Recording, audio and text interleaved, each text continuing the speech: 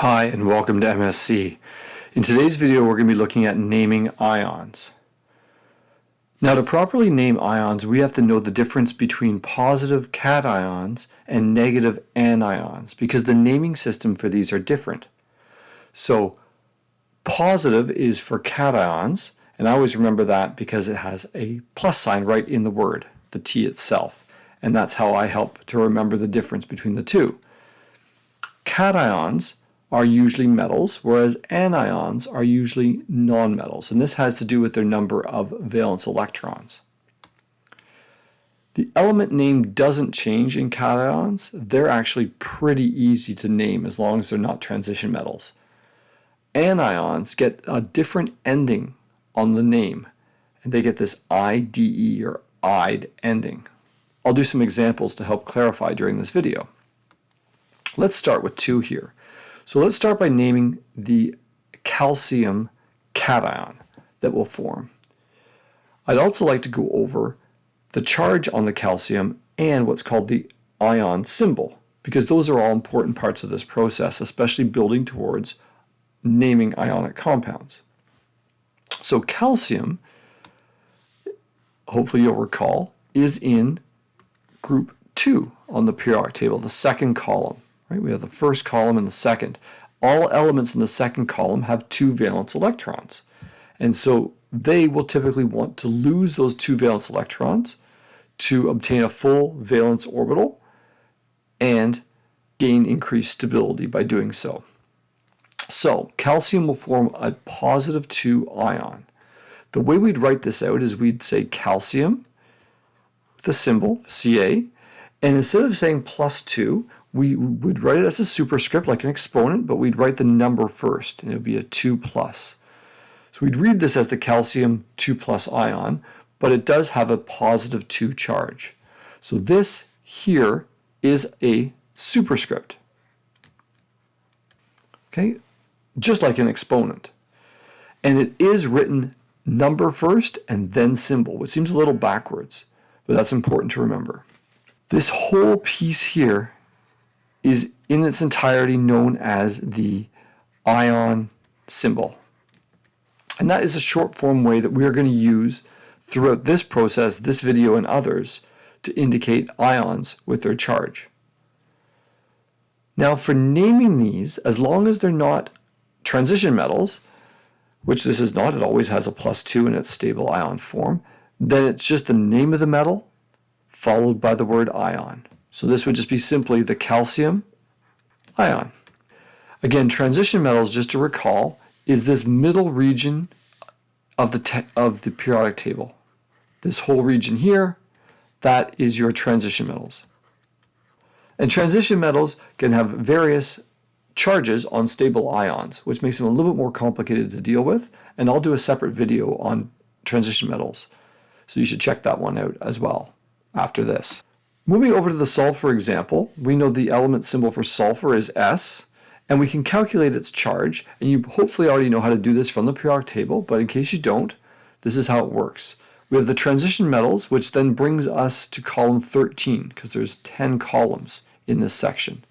And then we'll have column 14, 15, 16, 17, and the noble gases are column 18. Now sulfur's in column 16, which is 2 away from having that complete octet and having that stable valence orbital. So sulfur is going to want to gain 2 electrons. And that means it's going to get a negative 2 charge. But remember, when we write these charges, we don't put minus 2, we put 2 negative. Again, this whole thing is known as the ion symbol. The naming of the sulfur ion is a little different though. So we don't say sulfur ion like I just did. We use the stem of the name, which is the sulf part, and then we add the IDE ending. So we call this the sulfide ion. And so we keep this sulf, which we call the stem, and we ditch the rest of the name of the element and we swap it out for ide, so sulfide. It does take some practice to know kind of where to cut it off and where is the stem of the name. And the more examples you see, the more you'll work through and the easier this will become for you. Let's look at a few examples. So starting with sodium. So sodium is Na. We know that sodium is in the first column here. It's not a transition metal. It always will form a +1 as a stable ion. So we can write sodium 1 plus. However, just like subscripts, we often don't, or in fact we don't write subscripts of 1 on chemical formulas. We don't actually write this 1 in the exponent either. So this would actually just be the sodium plus ion, like this, knowing it's a +1. Then we would say that its name would be the sodium ion. Over here for phosphorus, well, phosphorus is element P. It is in column 15, which means it's 3 away from having that full octet, that full valence orbital. It wants to gain 3 electrons, which gives it a -3 charge.